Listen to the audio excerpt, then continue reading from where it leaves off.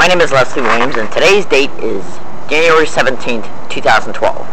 I am currently right now at the University of San Diego, literally, and I'm making this video today to help you understand a few points in relation to what is happening towards me, and also in relation to the MTS video, in reference to the altered MTS video that MTS sent me.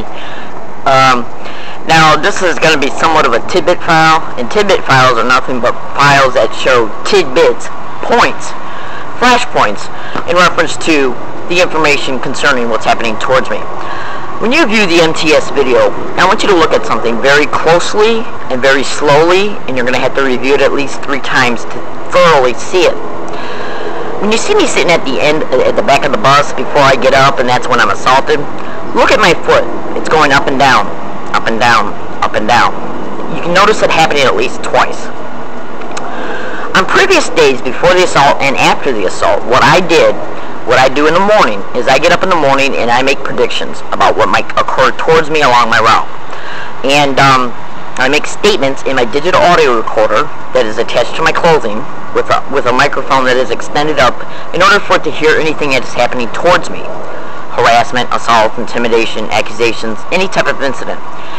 And what I do is, when I was getting up in the morning and making these prediction files in my video, in my audio recorder that I have attached to my clothing, I made statements that when I get on the bus, because that's where I was being harassed on a feverish scale, I stated that when I get on the bus, and if a gang stalker is sitting around me, which is somebody who's deliberately sitting around me in order for me to see the physical gestures that they engage in towards me, and I stated that when that is happening, I will tap my foot so the digital recorder will hear the tapping, okay? And that way I won't have to make statements right out in the open, possibly in front of a gang stalker, which might even solicit some type of response from him. And also, so I could correlate the fact that if anything does happen and my foot is being banged on the floor, then it automatically shows that if anything happens, it's a direct result of what I have observed happening around me and towards me. That's one of the reasons why MTS only sent a video that is at least 34 minutes in length, in which you can view the length of the video, and down in the right hand corner is 34 minutes. They sent me a video that was only 1 minute before the assault and 1 minute after the assault. And there's a hell of a lot more that's altered in that video,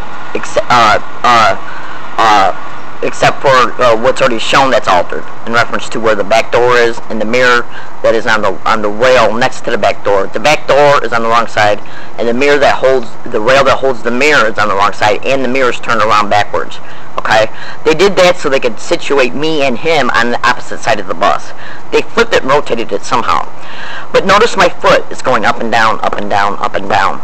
MTS deliberately did not send any audio in that video because of the simple fact that statements that were made in that video after the assault occurred would have showed, even though they didn't include that section of the video, showed me begging the bus driver to call the police, which he didn't do until the perpetrator got away.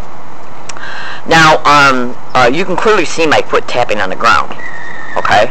I don't tap my foot on the ground at all unless I know that a person that is sitting around me is engaging in physical gestures, which is directly associated to the gang stalking, which he was doing 5 minutes before the assault, okay?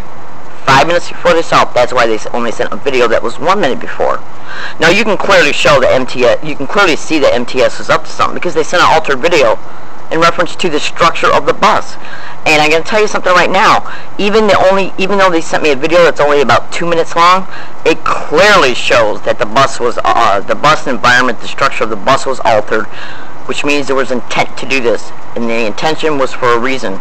They also only included 2 minutes of the actual video route, of the bus route, as far as the length of the video they sent, because 5 minutes before the assault, he was engaging in gang stalking, gaslighting behaviors, which were physical gestures.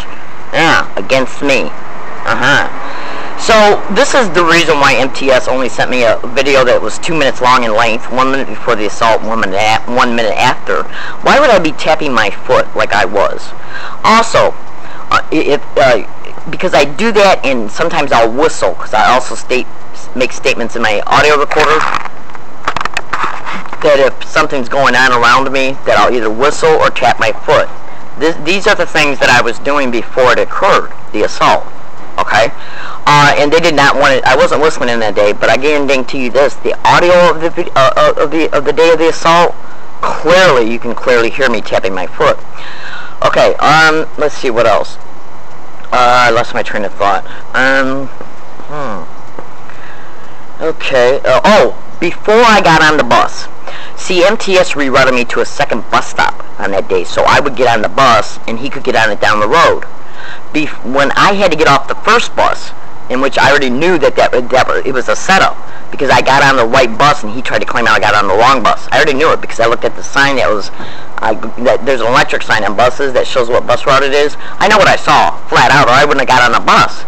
So when I figured out that he switched the bus route by claiming to be Kearney Mesa instead of Fashion Valley, I said, well, how do I get off this bus to get on another bus, to get on the right bus? He said you got to get off right here and then walk across the street in order to be able to reconnect to the right bus. So when I got off that bus, as I was walking across the street and once I got to the bus stop, I made a statement in my digital recorder, something's going to happen here.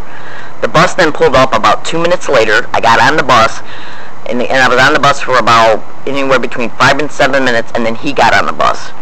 And then when I went to get off the bus is when he assaulted me, and it fell right within 10 minutes after I made that statement that something's going to happen here. Do the math. This assault was predicted 9 days before it happened in an email file. The email file was copied and pasted into a Word program and then downloaded to USB drive, which electronically isolated the date that it was predicted. 9 days before it happened. 9 days before it happened. What is the likelihood of that occurring? Also, a blog was made the day after the assault that clearly showed me stating that I was sitting in the back of the bus and the perpetrator was sitting in front of me to my right. In the altered video, he's sitting in front of me to my left. Just look at the mirror, how it's turned backwards, and look at how the back door is on the wrong side of the bus. So we got a prediction, we got an altered video, and we got a blog the day after the assault occurred of where we were really sitting at. Put all those three together and you can flat out clearly see that MTS had a deliberate malice of forethought and intent to alter this video. And why did they do that? Because it was being blogged on a feverish scale before the assault occurred that MTS personnel were engaging in gang stalking activities, and that it was being also gang stalked on their buses every single day on every single bus route. And also, that was the second assault that occurred toward me in San Diego. I was assaulted 9 days after I got here at a bus stop on Nimitz Road and Rosecrans Road. They let the perpetrator get away. And also, my cell phone was locked. I could not call 911 until the guy had already gotten away on October 10th, 2011. I tried 5 times to get my phone to work. As far as calling 911, it wouldn't work at all. It wouldn't work until after 6 minutes after I got off the bus. Literally. My name is Leslie Williams. Also, another point. 9 phone calls that I have made to 911 since I've been out here to California, San Diego, California on August 8, 2011 have been erased from my phone. And the only people that have my phone number are the San Diego police. Today's date is January 17, 2012.